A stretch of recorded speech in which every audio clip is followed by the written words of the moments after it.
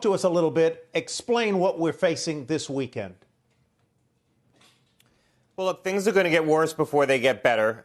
There is the potential that this weekend, as people start to congregate into groups, that you're going to have more spreading. We know that a lot of the spread that we're seeing now is probably traced back to Memorial Day. These cases didn't happen in the last couple of weeks. They've been building over a period of time of a month or 6 weeks. And probably some of these chains of transmission that we're seeing right now, those sparks were lit around Memorial Day. So certainly you have the potential as people come together in groups, congregate in social settings, that you could have more spread over July 4th. So people need to be very prudent, recognize that there's an epidemic underway, and take more precautions. Move activities outside, try to limit your social interactions. Don't congregate indoors where we know there's higher risk of spread, and just generally be more vigilant. And also wear masks when you're out. The steps today by the governor of Texas to require masks in public spaces in counties where there are cases, I think was very smart, something that we should have done. And hopefully this is a tipping point. We'll see more states start to implement these universal mask requirements. It's the least thing that we can do, the least intrusive thing that we can do to try to control an epidemic that's now underway across the Sun Belt.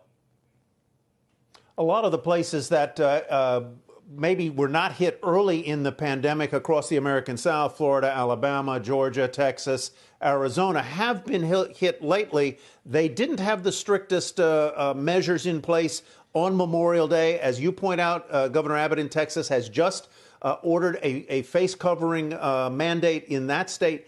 Are you hopeful that maybe people are going to pay more attention this holiday than they did back in Memorial Day, on Memorial Day?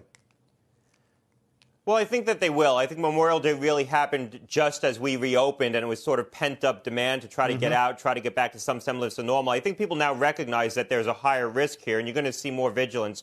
What we need is a collective action of everyone just taking steps in their personal lives to try to reduce their risk of spread. That's what's ultimately going to turn the tide in this epidemic, because the policy action so far, while you have seen policy steps taken, it's not forceful enough to really break the epidemic that's underway and break the trends that are underway. And what's most concerning when you look at these states, you look at Texas, Florida, isn't just the new cases that we're seeing, but the rising hospitalizations. So people are getting sick. It's not just younger people getting the infection and they're not becoming ill. We're seeing significant hospitalizations in cities in Texas. Miami-Dade reported well over 1,000 hospitalizations, current hospitalizations. And so this is deeply concerning, these rising hospitalizations.